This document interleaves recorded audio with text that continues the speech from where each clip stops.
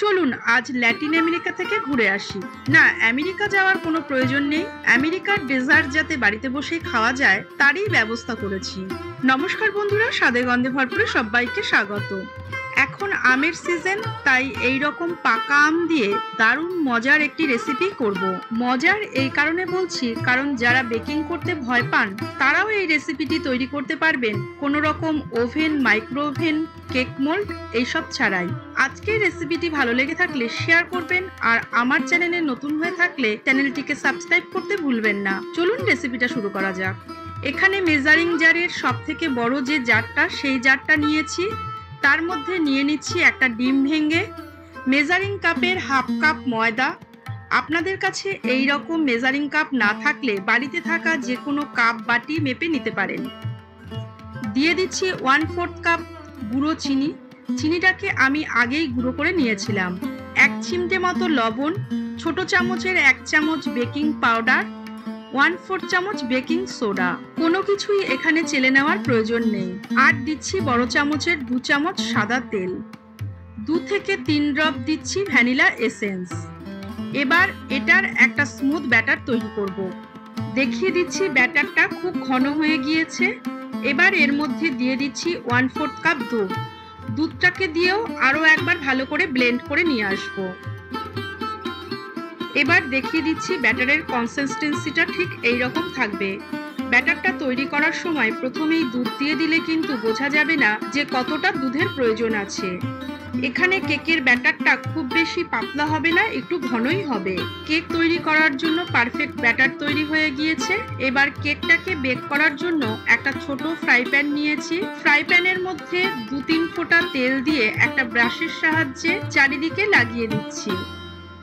তার উপর দিয়ে দিচ্ছি একটা গোল করে কেটে রাখা বাটার পেপার। আপনাদের কাছে এই রকম বাটার পেপার না থাকলে কোনো অসুবিধা নেই, তবে অয়েল ব্রাশটা অবশ্যই করে নেবেন। এবার প্যানের মধ্যে কেকের ব্যাটারটা ঢেলে দিয়ে একটা টুথপিকের সাহায্যে এইভাবে এয়ার বাবলসগুলো বের করে দিতে হবে, বা 2-1 বার ট্যাপ করে নিলেও হবে। এবার গ্যাসের যে ছোট বার্নারটা আছে তার ফ্লেমটা একদম লো করে দিয়ে ফ্রাই প্যানটাকে বসিয়ে দেব। এই কেকটা বেক করার জন্য একটা যে কোনো ভারী ফ্রাই প্যান হলে ভালো হয়, তবে যাদের কাছে ভারী ফ্রাই প্যান থাকবে না তারা কিভাবে বেক করবেন সেটা দেখিয়ে দিচ্ছি। প্রথমে একটা চাটু বসিয়ে নিয়েছি, তার উপর ফ্রাই প্যানটা বসিয়ে দিয়ে একটা ঢাকা লাগিয়ে দিচ্ছি। এইভাবে কেকটা বেক করলে নিচে থেকে পুড়ে যাওয়ার কোনো সম্ভাবনা থাকে না। এই কেকটা বেক হতে 10 থেকে 12 মিনিট মতো সময় লাগবে। এবার একটা আমকে এইভাবে কেটে নিয়ে মিক্সিং জারের মধ্যে দিয়ে দিচ্ছি একটা স্মুথ পেস্ট তৈরি করব বলে।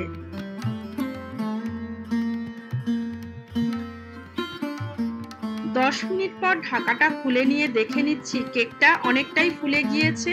এবার একটা টুথপিকের সাহায্যে দেখে নিচ্ছি কেকটা বেক হয়েছে কিনা। ঠিকঠাক কেকটা বেক হয়ে গিয়েছে। এবার কেকটাকে ঠান্ডা করার জন্য একটা প্লেটের মধ্যে ঢেলে নিয়ে একটা ঢাকা লাগিয়ে 10 থেকে 12 মিনিট রেখে দেব কেকটাকে ঠান্ডা হওয়ার জন্য।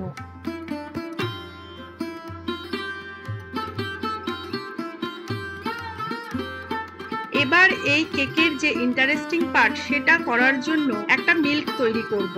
একটা বাটির মধ্যে প্রথমেই নিয়ে নিচ্ছি 1 কাপ ঘন দুধ, আর দিচ্ছি ওই কাপেরই 1/4 কাপ কনডেন্স মিল্ক।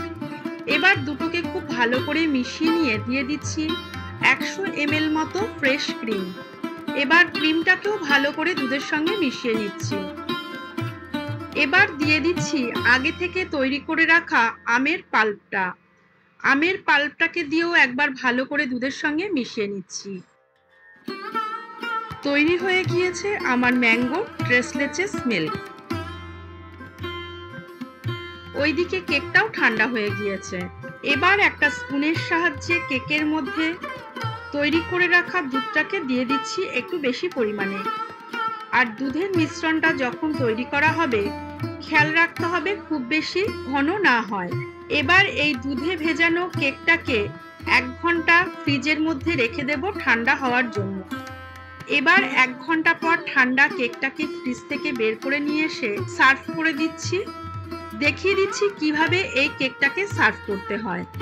এই কেকটা ঠান্ডা খেতেই কিন্তু বেশি মজা লাগে।